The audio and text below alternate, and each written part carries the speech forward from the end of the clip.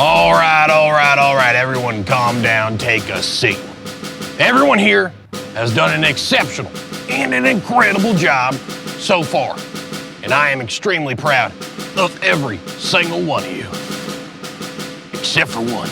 Oh, someone's in trouble. Carl! Yes?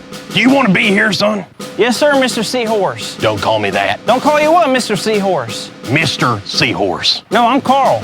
Don't call me Mr. Seahorse. Oh, sorry, Mr. Sergeant Seahorse. Now listen here, Carl. You have one last day to prove to me that you belong here. Now, can you prove it that you have what it takes to be an SEA agent and be a part of Mission Deep Blue? Absolutely, Seahorse man. Good. Watch out for that jellyfish. What jellyfish? How are you feeling, Carl? I mean, not bad. I just don't know if I'm made out for this. Seahorse told me that today is my last day that I can prove to be a CEA agent. And how can I prove it to him in just one day? Carl, I think you just do your best and leave it at that. Just do my best? Yeah, I mean, what else can you do? It's either do your best or give up. And Carl, you're not the type of guy to give up. Thanks. No problem. Let's go. Okay. I'm okay.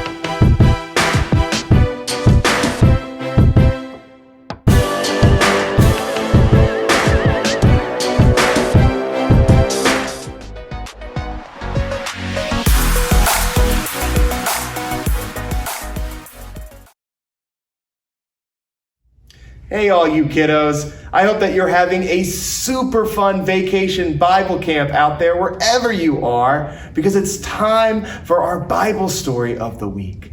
Let me ask you guys and gals something. Have you ever had something really amazing happen to you? Something really cool? Something super special? Did you keep that thing to yourself? I bet you didn't. It's hard to keep secrets. I bet you told everybody about it. I bet as soon as that really amazing thing happened to you, you couldn't wait to tell your family. You couldn't wait to tell your friends. You couldn't wait to shout it from the mountaintops and tell the whole world. And you know, that's a good thing. It's a good thing for us to share with others. And you know, our big idea of the week is that my faith grows deeper when I share my story. And kids, that is so true. Just like it's important for us to share our life experiences with those that we care about, it's also important for us to share the story of God. See, God does so many amazing things in our own lives, and He does so many amazing things for this world. It's important that we tell everybody, not just our friends, not just our family, that we tell the whole world about what God is doing in our own lives. It's important that we do that. And today, we're talking about the story of Jonah. I'm sure you guys have heard the story of Jonah and the whale before. You see, Jonah had an important message from God that he was supposed to deliver to the people of Nineveh. But Jonah was afraid. He was scared, and he was even a little bit mad. See, he didn't want to take that story to the people of Nineveh. He was afraid of what they would do to him. He was afraid he might get hurt. And to be honest, they weren't very nice to Jonah. The people of Nineveh were mean to Jonah and to all of his friends. They picked on them and oppressed them for long, long periods of time. But God kept telling Jonah that he needed to go to these people and talk about their need for forgiveness, their need to change their way of life, their need to follow God and His love and His grace. But Jonah couldn't do it. He was just too mad and just too afraid of those people. So instead, he ran away. He went down to the port and he boarded a ship for Tarshish. See, he was supposed to go to Nineveh, but he went all the way over to Tarshish. That would be like if God told you to take a message to Santa Claus and the elves and all the reindeer up in the North Pole, but instead, kids, you got on an airplane headed for the South Pole. That's not where Santa Claus is. We know that. Jonah was running away because he was scared. He wasn't sure what to do or what he was going to say to these Ninevites. He was afraid that they might be mean to him, or even worse, that they might hurt him. So instead, Jonah ran away. But it wasn't that easy for Jonah, was it? We know how the story goes. A big storm picks up and the ship starts sinking. And the only way to save everybody on the ship is to throw Jonah overboard. Jonah thought for sure that he was going to drown, but his story didn't end there, did it, kids? Instead, God sent a whale to gobble Jonah up. The whale ate Jonah, and Jonah was alive inside his belly. Boy, Jonah was literally stuck in the belly of the beast, wasn't he, kids? It had to have been so scary for him. But it shows us that it's sometimes in our darkest moments. It's sometimes when we're the most scared and most afraid that God shines a beautiful light of hope into our lives. That God provides a way forward for us. And God provided that whale for Jonah. And that whale sailed Jonah all the way to Nineveh, where he was supposed to be the whole time. And that whale barfed Jonah up right onto the shore. Isn't that crazy, kids? It says so right in the Bible. The whale actually burped or barfed Jonah right onto that shore. Jonah found himself on the sand and he cleaned himself off. And God told him once again to go and share that message of forgiveness and of repentance with the people of Nineveh. But it wasn't so easy in Jonah's day. He couldn't just send a text message out. It's not like when we get text alerts that our favorite store is having a sale or that our favorite YouTuber has a new video up. No, Jonah had to walk 3 days through the city spreading this message of repentance to the Ninevites. And even though Jonah was super scared, you know what happened, kids? Jonah succeeded. Jonah became a successful prophet. The people of Nineveh heard about what happened to Jonah, and they heard his message from God, and they were so excited to hear it. They repented. They asked God for forgiveness. They got down on their knees and they prayed to God for the very first time. You know, guys and gals, the story of Jonah tells us something very important. Sometimes God asks us to do things that seem scary. Sometimes God asks us to do things that maybe even make us a little mad, or talk to people that sometimes are mean to us. But God shows us through the story of Jonah that even if he asks us to do scary things, even if he asks us to do things that we don't want to do, even if we're worried that we won't possibly be able to get it done, God can do amazing things through us. And God will always be with us along that journey.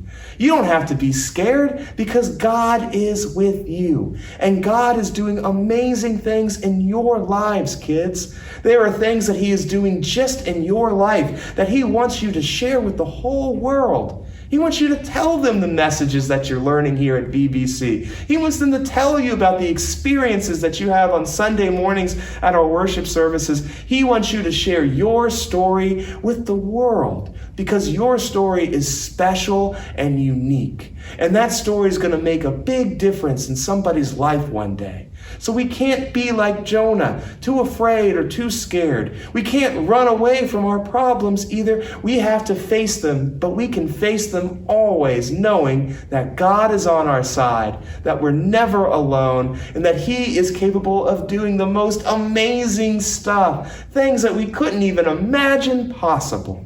But to do that, guys and gals, we have to first be willing to share ourselves. What do you think? You think maybe you can share your experiences with God, with your friends, with your family? You think maybe you could tell the world about what you've learned here at VBC? I know God wants you to do it, and I know God is willing to help you do it. Will you kids pray with me real quick before we go on? Dear God, We thank you so much for all that you do for us, for the amazing things that you're doing in this world, for the amazing things that you're doing in our lives. And we ask that you can help us be brave, that you can help us share those stories with everybody, that you can help bring people into our lives that we can make a real difference in. Help us to be bold and brave like Jonah was in the Ninevites. Help us to share our stories with everybody who needs to hear it. Help us to be willing to go where you send us. Thank you so much for taking care of us. Please, God, take care of all the kids at home and all their families and fill their lives with amazing experiences that they can share with everybody. Amen. I hope you guys and gals have a fun rest of your VBC, and I hope that you have a great week and experience God in so many different ways. And I hope that you share all those ways with your friends, with your family, with the world, knowing that God is going to be with you while you do it. So you have nothing to be afraid of and everything to look forward to. You kids have a great rest of your day. Bye. Hey, Emma, what are you up to? Well, this week's theme is growing in our faith by sharing our story. So, I've been on Instagram, I've been on Facebook Live, and I want everyone to know my story. But most importantly, I have been working on this. Emma, the untitled hit movie Oh, yeah. project. Okay, wow, this is impressive, Emma. I see that you're directing, starring, and co-starring in it. Well, I am a woman of many, many talents. You've got a lot of really impressive details in here. Lots of stuff, lots of good material. But Emma, something's missing. What? It doesn't seem to have anything in here about your faith, about your relationship with God. Oh, that part. Well, I was gonna do that, but then I got kind of nervous because telling your faith journey is really scary, just like in the Jonah story. It is scary sometimes. It's hard to go outside of your comfort zone. But it's important that we do, because if we don't go out of our comfort zone, how will we tell the whole world about God's love and God's grace? See, Emma, your relationship with God is so much bigger than even your giant untitled hit movie project. It's a story that's over 2,000 years old, a story that you're an important part of, a story that's still changing lives and spreading love and grace and mercy to all those who need it. 2,000 years is a long time. So what I'm hearing is no movie about me. No, I don't think we're going to be making a movie about you, Emma.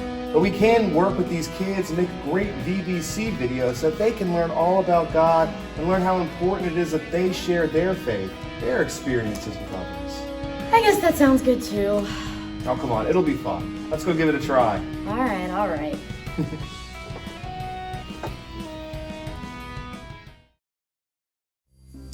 Hi, fellow Mission Deep Sea agents and training. Miss Gail here, and welcome to Mission 3 of Operation Snack Attack.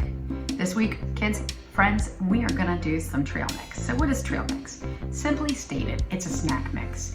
It specifically combines things like dried fruits, nuts, and sometimes even chocolate. It was developed or created to go along on hikes and things like outdoors, bike rides, something quick and easy, a snack to give you energy. We also know that it also replaces things like those potato chips that are so delicious, but they're often made with some fats that aren't necessarily as healthy for our hearts and our bodies.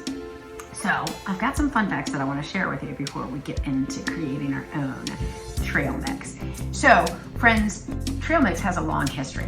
Some people say that the Native American Indians did it for thousands of years, and they even included some dried meats like buffalo.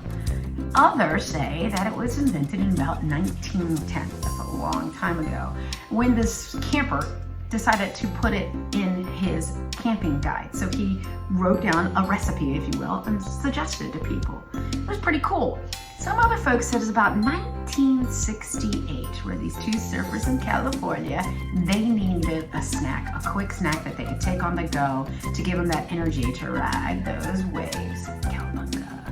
Anyway, I found this one really cool. It's called GORP, G-O-R-P, and it's an acronym. You know, when you take the first letter of each word and you put it together.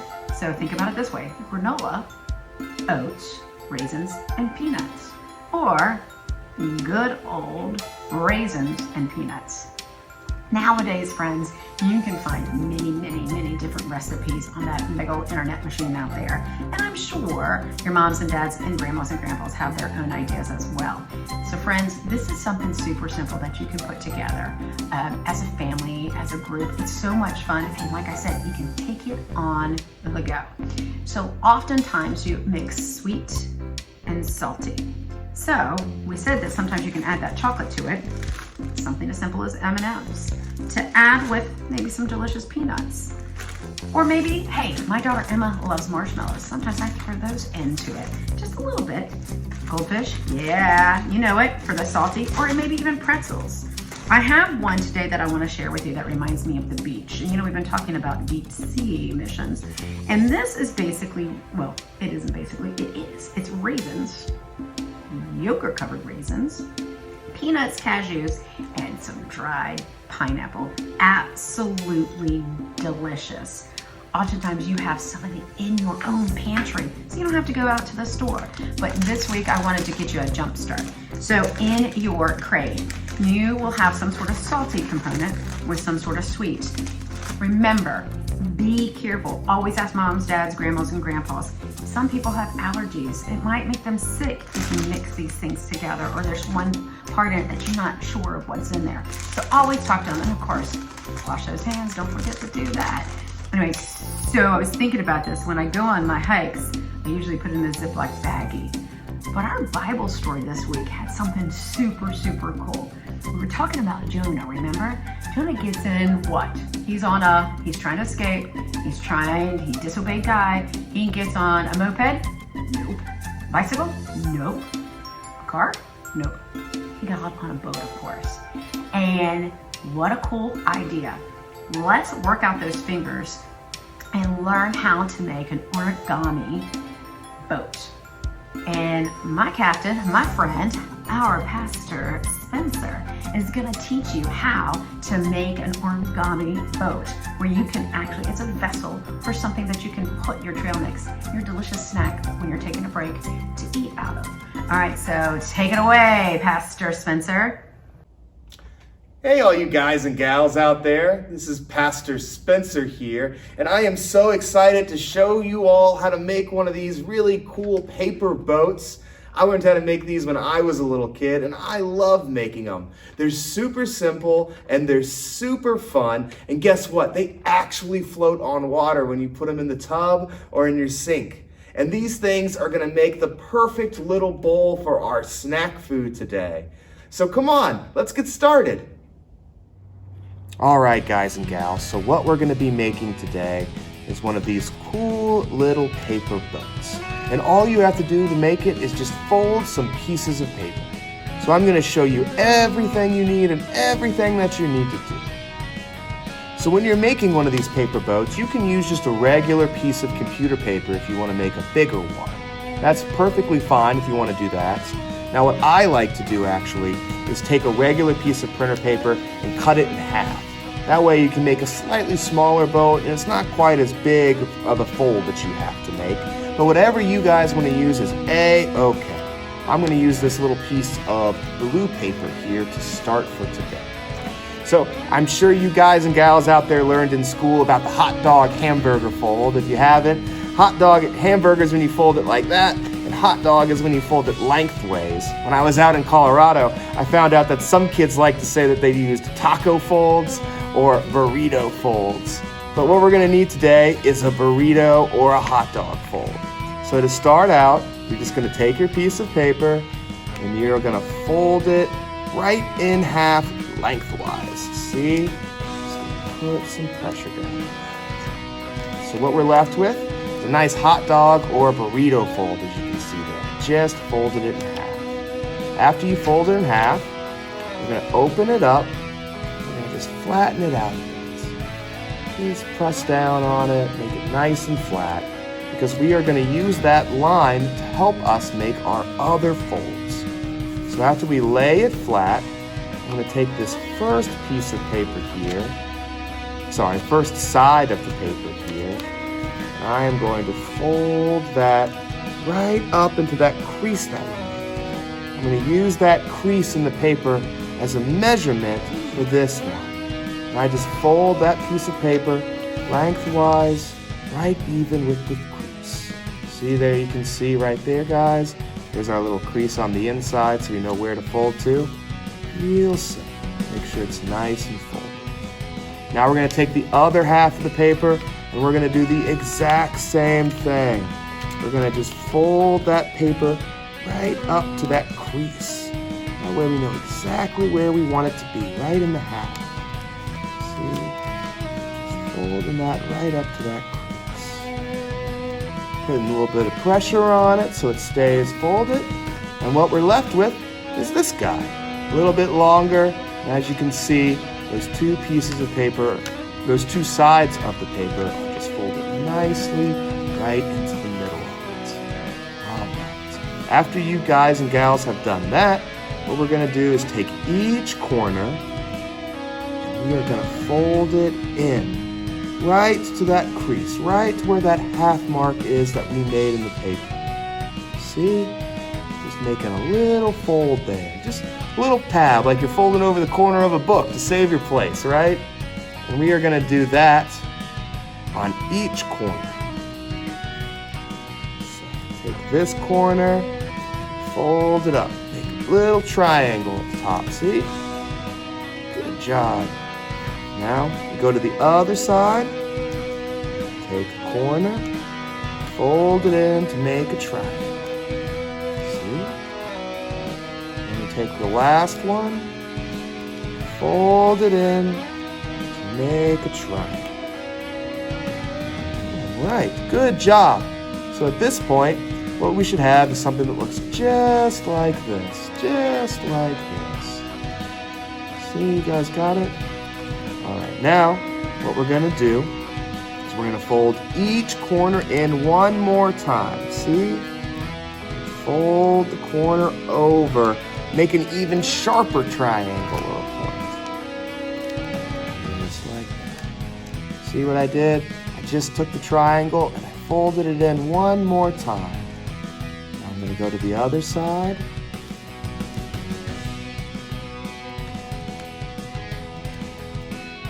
Fold it in.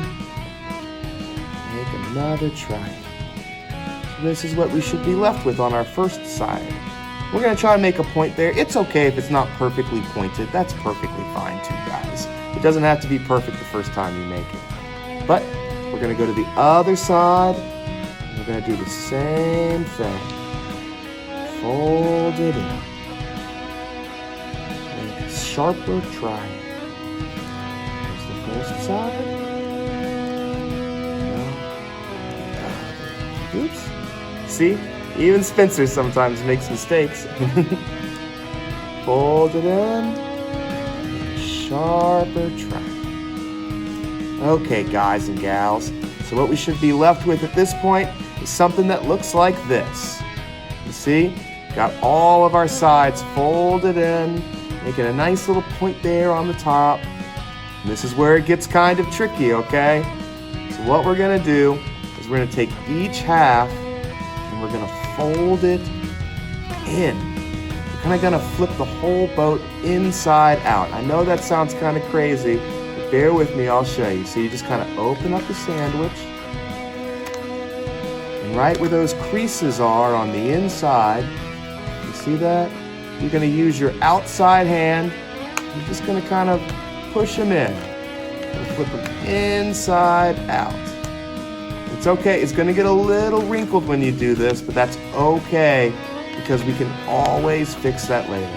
I'm just taking those creases on the outside and I'm pushing them in. Here's my first half. Now I'm gonna go to the other side. I'm gonna put my finger on those creases on the outside of the boat. I'm just gonna kind of push them in. Put my creases on the outside of the boat. Just gonna kind of push them in. We're just flipping the whole thing inside out.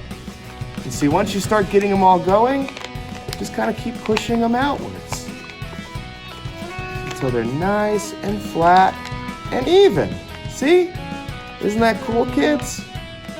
What we're left with is this nifty little boat. And we can just kind of straighten it out a bit, you know, make those creases nice and flat. There we go. We're all done. Okay, kiddos. So if you have any questions or if it didn't quite go right the first time, you can always rewind and watch it again, pause it, take your time with it. And feel free to try it again and again. It's really fun. I used to love making them in school and right before bath time. Heck, I even love sometimes wearing them as a hat. If you ever want to double it up, it also kind of works as a paper hat. But today, we are going to use these things to hold our snack time food. I hope you guys and gals had a really good time, and I hope that I get to show you some more fun crafts in the future. Have a great week and enjoy the rest of your VBC video.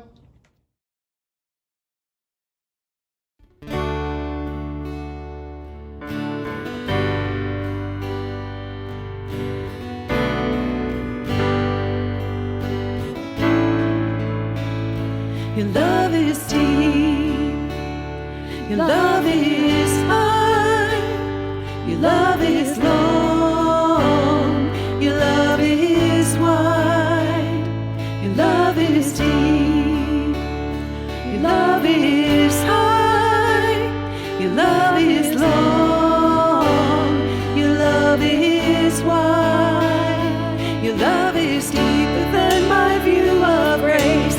Higher than this worldly place, longer than this road I travel, wider than the gap you fill, deeper than my view of grace. Higher than this worldly place, longer than this road I travel, wider than the gap you fill. Who shall separate us? Who shall separate us from your love? Nothing can separate us. Nothing can separate us from your love.